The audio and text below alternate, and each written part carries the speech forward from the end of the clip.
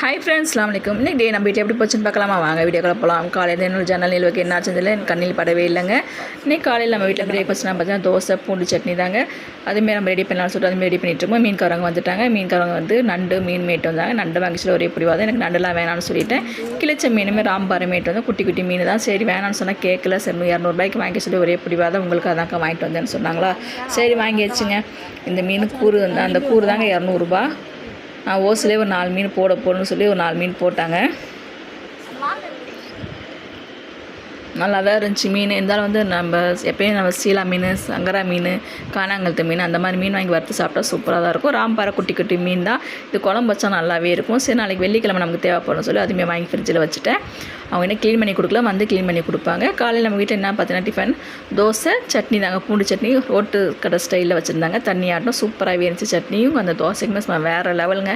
இட்லி தான் ஊற்றலாம் பார்த்தா மணி 10 ஆகிடுச்சுங்க. டைம் ஆகிடுச்சு. எப்போ இட்லி ஊற்றி எப்போ சாப்பாடுன்னு சொல்லிட்டு இன்றைக்கி வெயில் அடிக்கும், துணி துவைக்கிற எல்லாம் முடிச்சாச்சுங்க. சரியான வெயில், நல்ல வெயில். எப்படா வெயில் அடிக்குன்னு பார்த்துட்டு இருந்தோம். எல்லாமே வந்து துப்டி பெட்ஷீட்டு அது இதெல்லாம் வர துணி எல்லாமே துவைச்சி சூப்பராக காய வச்சாச்சு. மெத்தையிலையுமே வீட்லேயுமே கிச்சனுமே சாப்பிட்டாச்சு. சாப்பிட்டு கிச்சனுமே க்ளீன் பண்ணிட்டு எல்லாம் அடுத்து ஜாமான்லாம் தூக்கி போட்டு திரும்ப கழுக வேண்டியது தான்.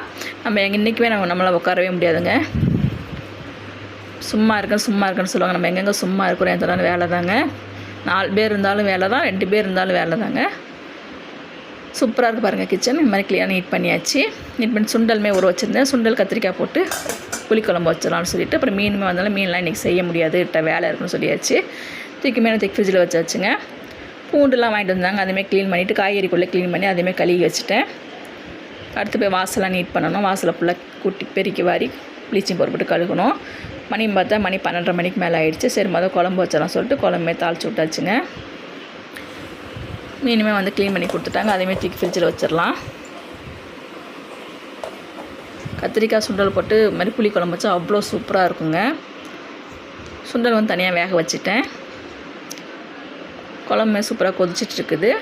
நல்லா சுண்டி வரும்போது நம்ம அந்த சுண்டல் வேக வச்ச சுண்டல் தூக்கி ஊற்றி 2-3 கொதிக்க வச்சோன்னே தூக்கி இறக்க வேண்டியது தான்.